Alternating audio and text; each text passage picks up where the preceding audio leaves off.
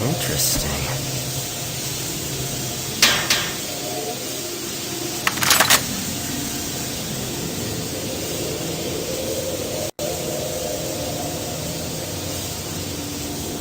Ah, you surprised me.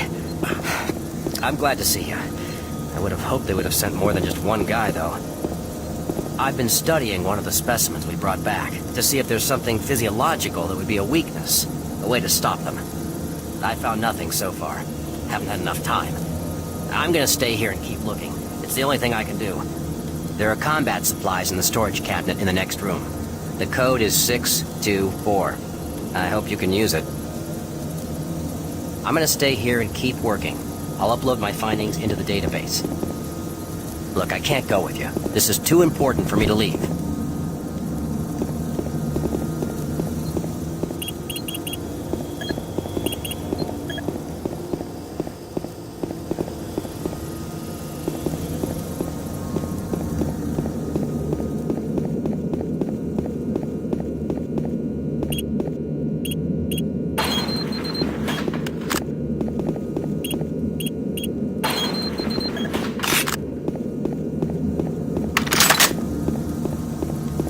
You should get out of here. Get some help and tell them I'm still down here.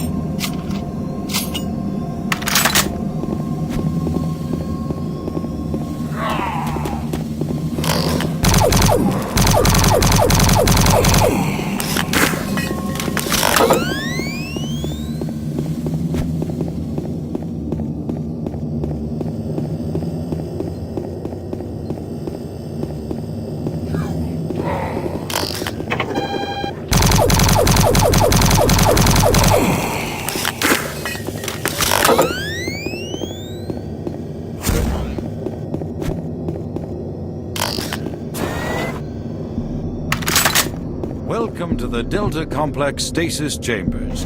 This facility was constructed to house extra-dimensional beings, which were recovered during some of the first teleporter tests originating from Delta Level 3. While little is known about their native environment, the specimens appear to be carbon-based life forms with extremely high heat tolerances. The epidermal tissue is extremely resilient to abrasion or incision, which is complicated internal studies. Observational studies have shown incredible strength and agility, as well as the ability for some specimens to manifest and control cohesive plasma masses. The method by which these plasma masses are created is yet unknown. It is believed that the specimens possess a rudimentary intelligence and social structure, as was demonstrated during the first tragic expeditions. While the cost in human life has been great in acquiring these specimens, we hope to one day complete genomic mapping and begin to answer the many questions we have about these entities.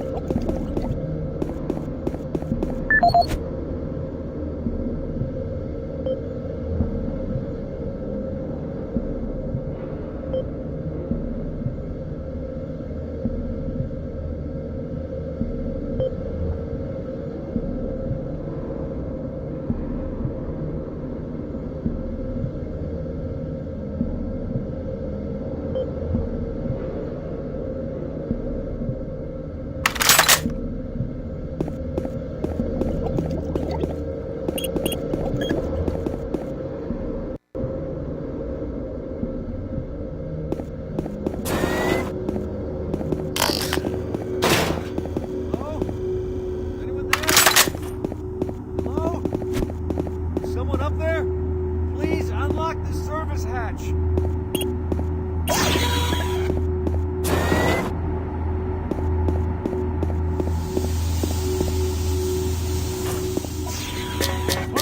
No!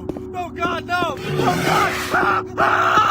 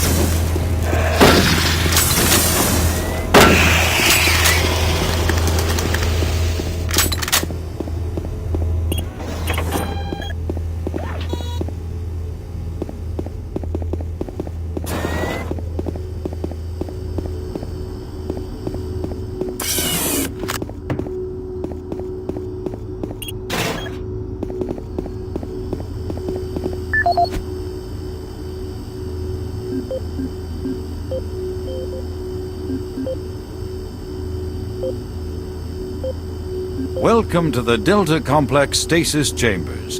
This facility was constructed to house and study the extra-dimensional beings, which were recovered during some of the first teleporter tests originating from Delta Level 3. While little is known about their native environment, the specimens appear to be carbon-based lifeforms with extremely high heat tolerances.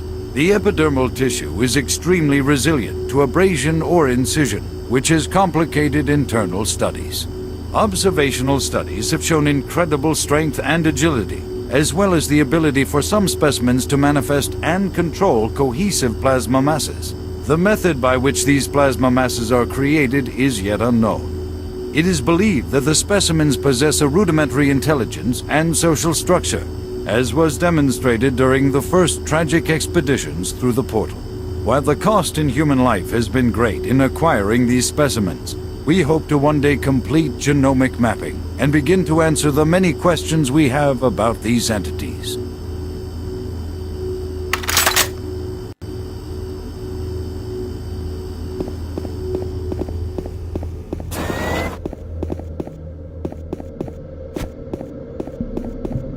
Welcome to the Delta Complex Stasis Chambers. This facility was constructed to house and study the...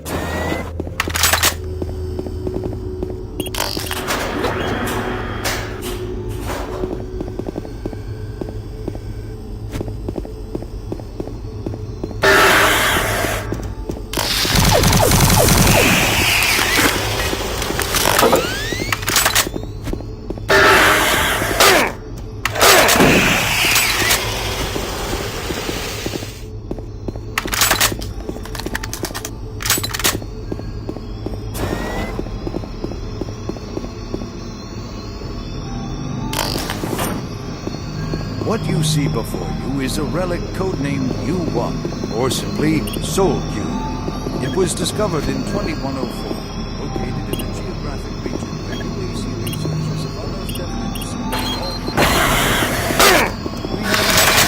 civilizations when they existed, and that they were all worked out in some type of cataclysmic event, according to what we've been able to decode from stone tablets found throughout.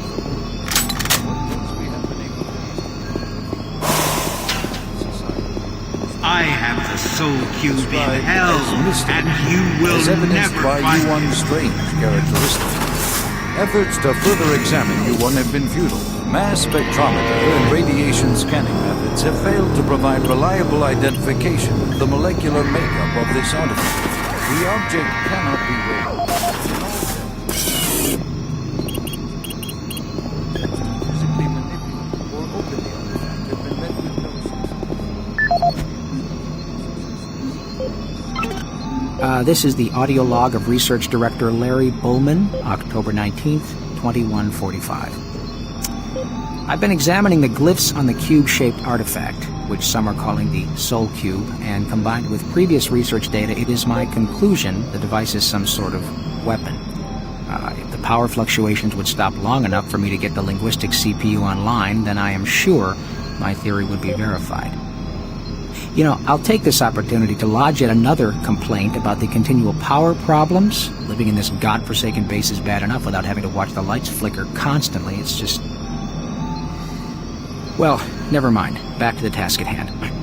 What I've deciphered so far is a bit, I must say, disturbing. It seems that when one has possession of the artifact, if one inflicts damage or possibly kills another being, it extracts power from that event somehow. Now, once a certain threshold has been reached, the artifact has the ability to kill anything you attack with it.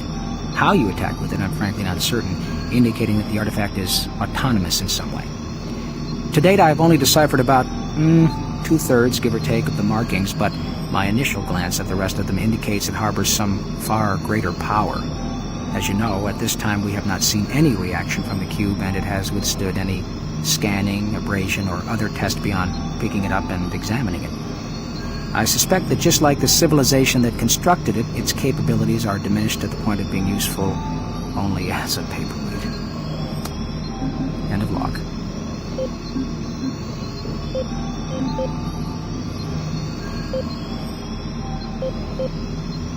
What you see before you is a relic codenamed U1, or simply Soul Cube. It was discovered in 2104, located in a geographic region where UAC researchers have unearthed evidence of a long-lost civilization. We know nothing of this civilization other than they existed, and that they were all wiped out in some type of cataclysmic event, according to what we've been able to decode from stone tablets found throughout the ruins. What clues we have been able to piece together reveal a culturally advanced society whose technology can only be described as mystic, as evidenced by U1's strange characteristics. Efforts to further examine U1 have been futile. Mass spectrometer and radiation scanning methods have failed to provide reliable identification of the molecular makeup of this artifact. The object cannot be weighed, and in all tests we've been unable to determine its mass. All attempts to physically manipulate or open the artifact have been met with no success. We also have had no success in deciphering the symbols adorning U1. What we do know is that the thermographic readings are constant, unwavering temperature of 98.8 degrees Fahrenheit. Our research continues, and we hope that with continued investment and research, we can, one day soon, learn to exploit the technologies that make up U1.